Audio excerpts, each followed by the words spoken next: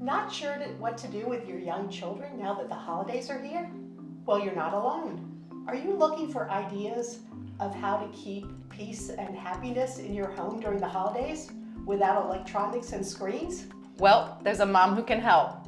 She's a successful author, a master of education, a former teacher. She's been featured on national network morning television shows.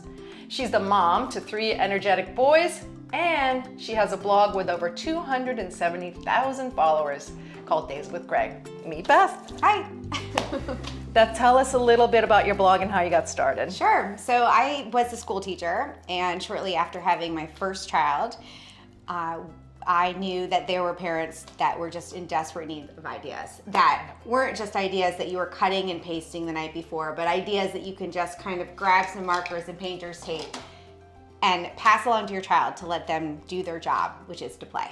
And so I decided to take the ideas, take everything that I've learned from being a classroom teacher and what I'm learning as being a parent, and offer it to the community.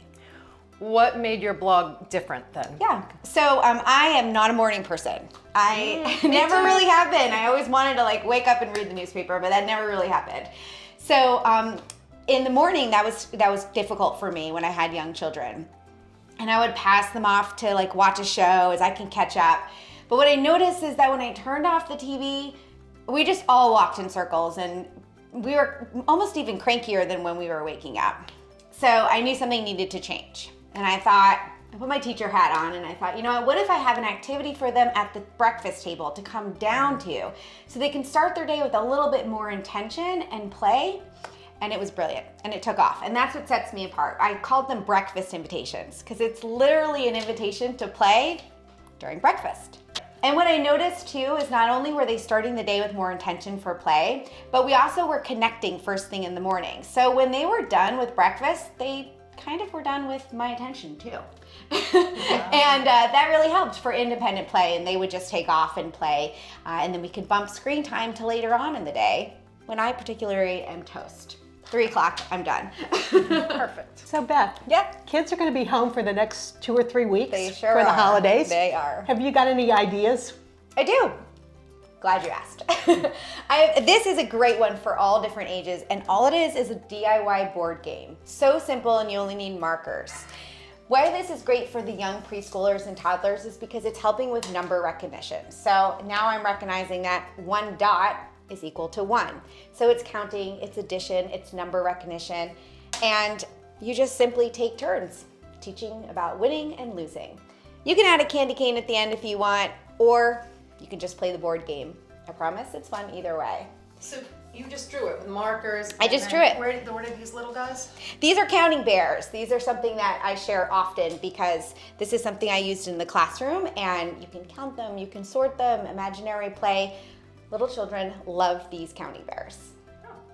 So yeah, they make great placeholders for the game, and what I love about this is that the older kids end up making their own board games. So it's like an invitation that you're like, oh, did you know you can make your own board game? And then the older kids, kindergarten plus, just really run with it. Okay, this second one is something that I like to call tape roads. And you wanna be careful with putting painter's tape on your hardwoods. You wanna check to make sure it's not gonna take off the surface. But if you have a carpet or a rug or delicate tape, this is great, or even the tabletop. And all it is you make different roads with your painter's tape. When the boys were little, we would put it underneath the rug, and we'd call it our secret track. So anytime that we were getting a little restless and we needed an idea, we just rolled up the carpet, and there was their secret track. So easy and so fun. So easy and so fun. So my goal is that things that are less than 5 minutes to set up. Okay. So this next one is a breakfast invitation, especially for the children that like to move a little bit in the mornings. And I just simply call this treasure map. You can start however you want, and you want to reach the X. But what you do is your child takes their pencil or their marker. So we're talking about pencil grip and hand-eye coordination, and they're going to take their marker and they are just going to trace the line. But when they get to red, they need to go find something red. They go grab it, they bring it back, they put it on the dot, and then again, they're gonna practice pencil grip. And here, I like this because it's kind of like a sneaky way to practice holding a marker. And also, before we write any letters, we need to have our kids draw and make lines and curves and squeeze and do all the fine motor. So it's It's kind of like a sneaky way to get better with handwriting. So, landing on blue, I'm gonna be right back. I'm gonna go grab something blue. All right, now if you're like me, you have a lot of stickers just kind of like stuffed in the drawer. And so this is a great way to use them. All I do is on a white piece of paper, I just write things I like. And then I place stickers around. And when my preschooler or toddler comes down in the morning as I'm prepping breakfast or I'm sipping my hot coffee, they are simply circling the things they like.